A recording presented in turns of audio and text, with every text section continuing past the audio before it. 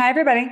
Whitney here with an Identify and Heal solo episode. And on today's episode, I'm doing a part two to the inner child work episode that I released last week. I wanted to do this part two because as I started to edit and reflect on the first episode, I realized that although I touched a little bit on what ongoing inner child work looks like, I wanted to elaborate on that because that's really a very important aspect of it. Of course, the biggest thing is first identifying and addressing and beginning to heal our inner child wounds and understanding what that means and what that is.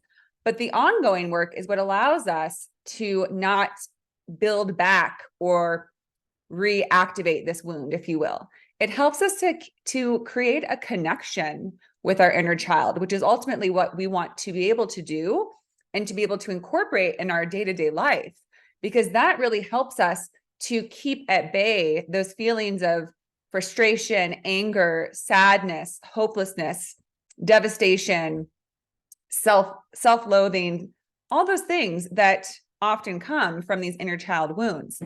If we can have a relationship with our inner child, then we don't reach that point, right? That boiling point, that level of feeling so distraught because these wounds are so painful. And we're also able to keep in mind about what's going on. So let me explain this further. So in the first episode, I shared that once we've identified our inner child wounding, we can go back in meditation in various forms, hypnosis, brain spotting, EMDR, to go back to ourselves at that time. And then we really kind of invite that inner child. And then once we've invited them back into our current life and welcome them and let them know that they are safe, they are loved, they are cared for, then we can do the work, as I spoke to, of connecting with them on a daily basis. Now, what is the value of this? I had a beautiful guest on the show, Jana Wilson, who wrote a book, Little Wise One. And it's all about how she made a lot of progress in her healing journey by identifying her inner child and then connecting with her and listening to her throughout the rest of her life. Because here's the thing, when we listen to our inner child, we don't do what we often do that can get us into trouble, which is acting impulsively, acting recklessly with ourselves, right? It's one thing to act recklessly outwardly, right? Like we drive fast or we're rude to people when we're upset about something, and when we're, going about our errands or our day or at work, we're acting reckless in an outward way. But we can also very much be reckless with ourselves, making impulsive decisions about who we date, who we sleep with, who we spend time with, what actions we take, what things we do or don't do, right? When we just want to maybe get out of an uncomfortable feeling. And we don't think about the repercussions on ourselves. Now, that's really the essence of inner child work, is if you put a name to that quote unquote self, of course, it's just you. It's your inner essence. It's your soul. But the inner child represents the part of you that's been hurt in the past, that's sensitive, that's in need of things, that's going to react to the things that we do to ourselves that are destructive, unkind, or hurtful, right? So for example, I had a friend who had been single for a long time. She was focusing on her spiritual journey and was, just doing that, practicing that, not really focused on dating. And then she met somebody and they were long distance for a while, and they would talk on the phone and built this beautiful connection. And then it was time to go meet him. And she was so excited, and she got in her car and she had this visual of her little girl self with her arms folded and just very much like angry, like, no, I don't want to go. And what was going on is that, my friend was so excited to just like hit the road and get to this person. She was kind of putting aside the fear that she's had her whole life, which is that she's going to get left behind, right? That she's going to go run after this guy, but she won't be truly loved. And she'll have to hide parts of herself because that's what she's had to do before in relationships. So it really is talking to almost it's a mix of our subconscious, it's a mix of our emotional body, it's a mix of our past selves, our inner child, that's saying, hey, can you slow down a second and check in with me? Can you make sure that all parts of yourself are good to go on this decision? Because again, sometimes we make reckless decisions, right? I know that I've met somebody and I knew darn well that they were not interested in me genuinely, maybe just physically, ephemerally, a quick thing. And I didn't take the time to think, is this honoring my highest self, my inner little girl who often felt neglected and overlooked and not loved?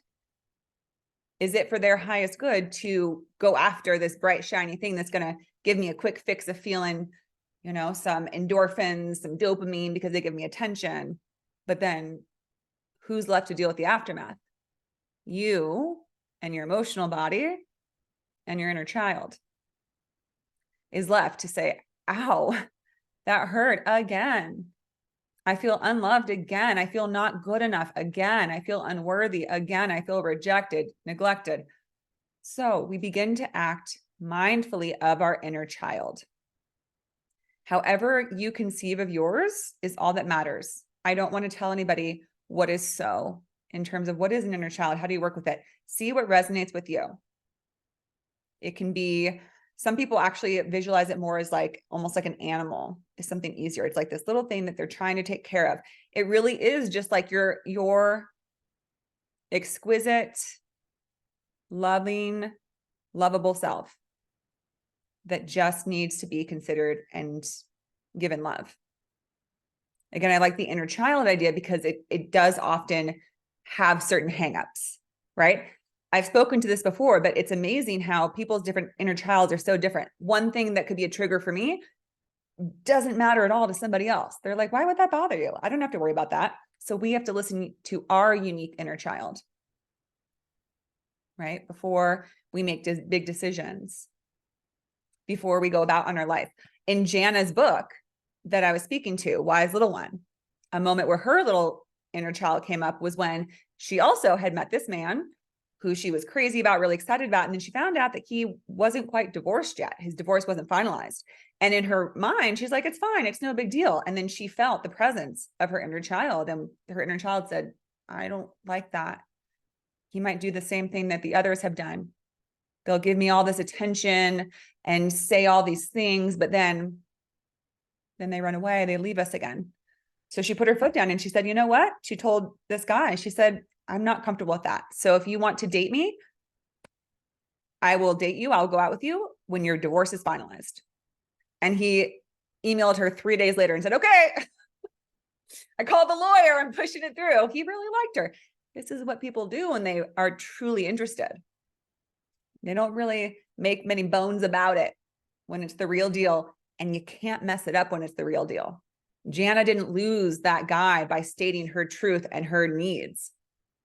I know times in my life, I've been too afraid to draw the line, right? I've been like, yeah, well, what if that's that makes me too difficult and they might not be interested and it might scare them away.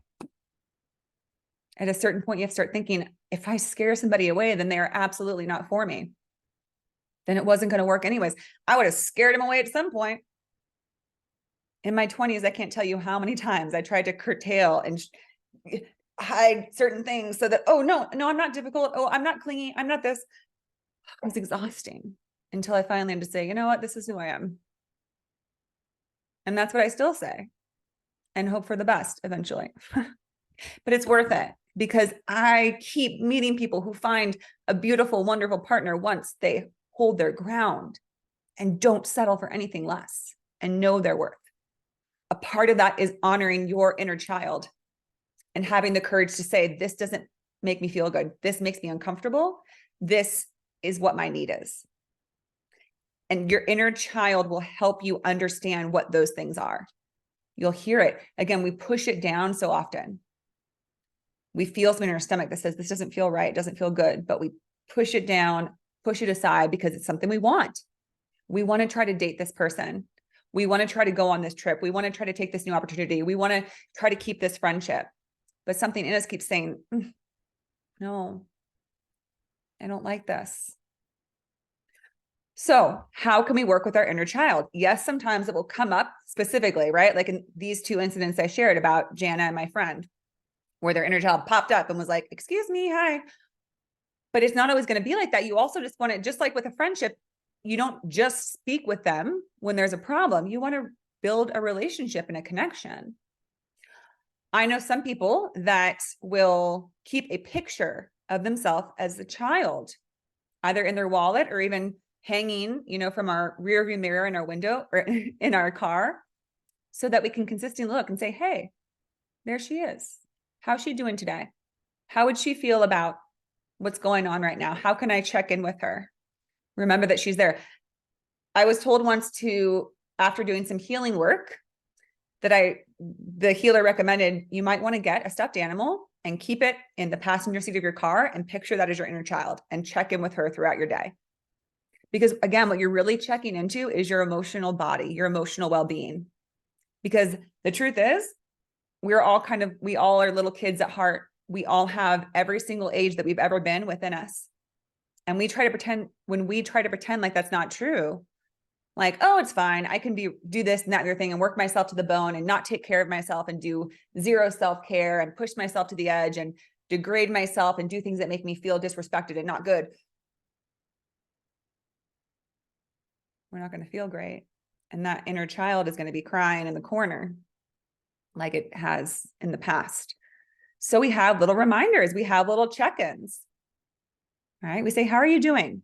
We're headed out for a night out with our friends and we're going to be out late, and we just check in and we say, how are you? Are you feeling, do you have your needs met?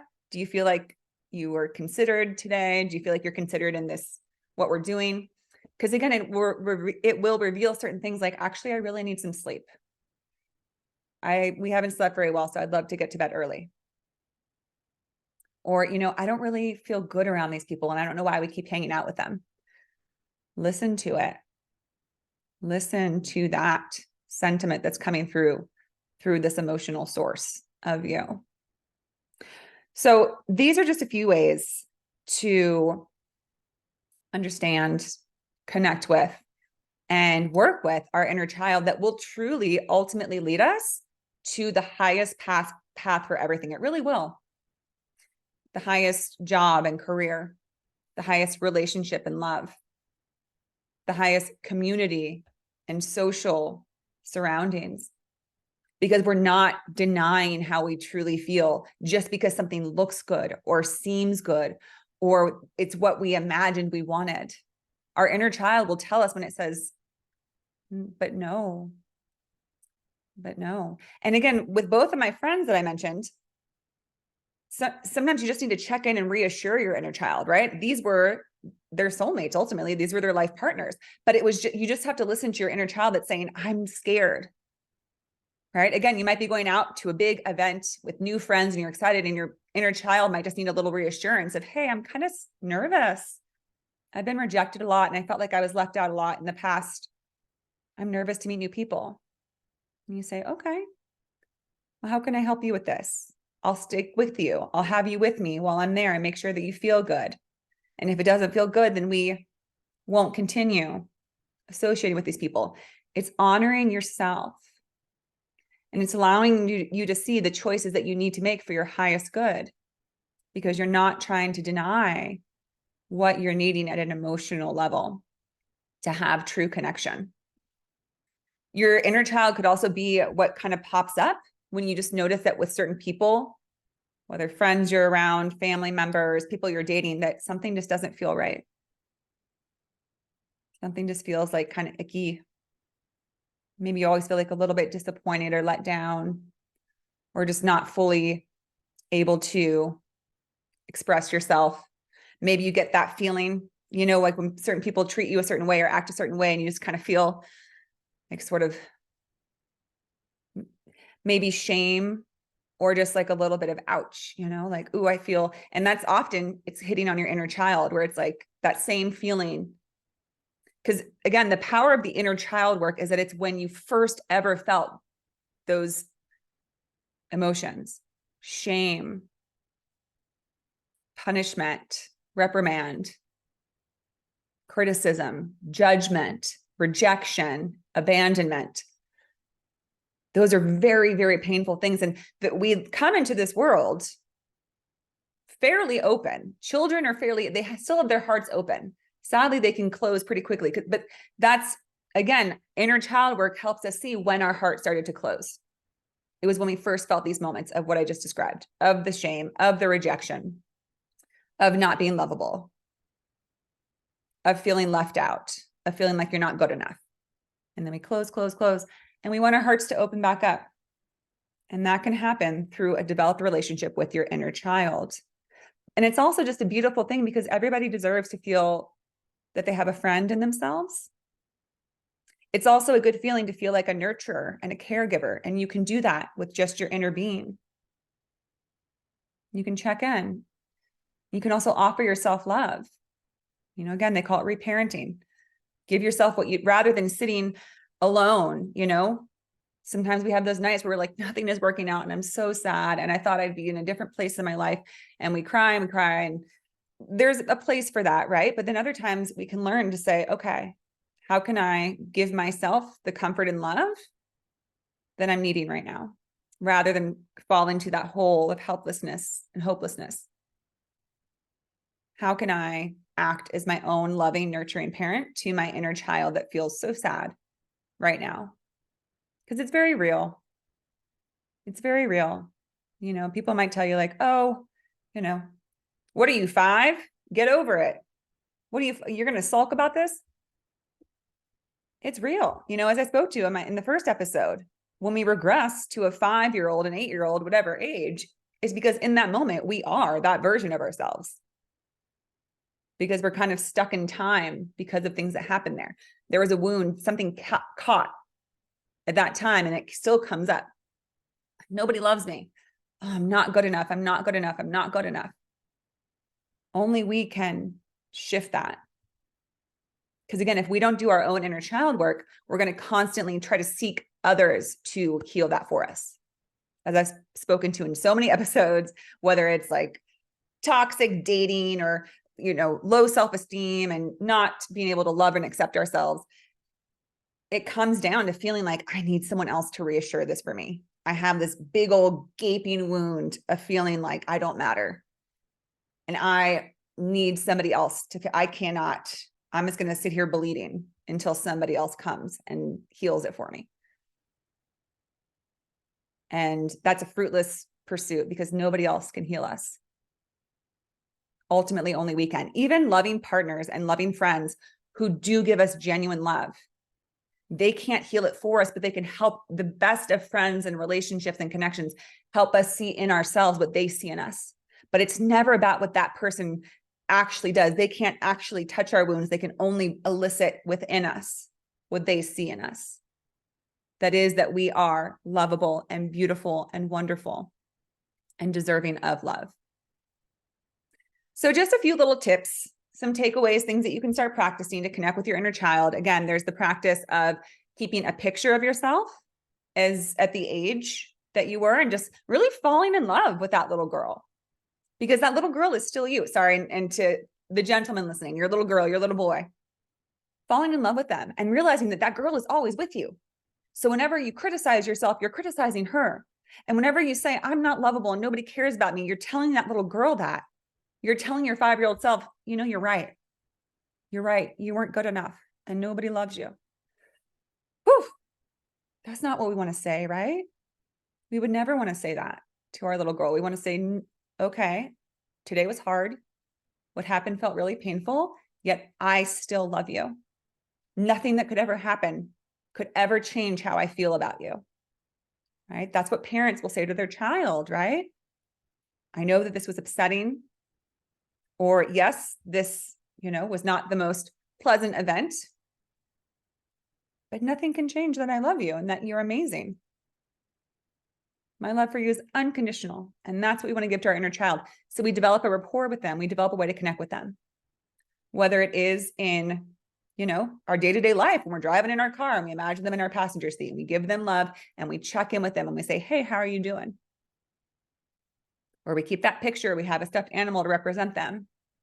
Or we stay aware, because anytime we're resisting something, that's often, again, our inner child being like, whoa, wait, this feels scary. This feels uncomfortable. Can we hold on a second? And rather than charge forward, we pause and we check in Because again, the more that we do that, it keeps us from pursuing and moving forward with something that will ultimately hurt us. Because it's usually when we're in seeking mode, seeking that external validation, confirmation, ointment from somebody else, that our inner child will say, well, wait a minute. And we slow down and we do things like say, hey, I'm going to need you to get that divorce finalized first. That's when I will feel most comfortable. Then you can come talk to me. Hey, this job opportunity sounds really great, yet I feel like the terms are very strict and a little bit stifling, and I would need to renegotiate those terms. For some of us, that sounds kind of scary to stand up for ourselves. But again, if we listen to our inner child, it will tell us, I don't think you really want this. I know it's hard to stand up for yourself, but I think if you take this, we're going to feel like we used to feel, like a little kid again, that everybody just tells us what to do and what they say we're good at and what they say we're capable of. I think I know. I think I'm the best judge and determiner of my value, of my traits, of my abilities. That's the point we want to be in. And that is what the relationship with our inner child will help us with, but also just having that peace and being able to truly love and take care of ourselves the way that we are meant to. All right, everybody. I hope this was helpful. Have a beautiful day. Take care.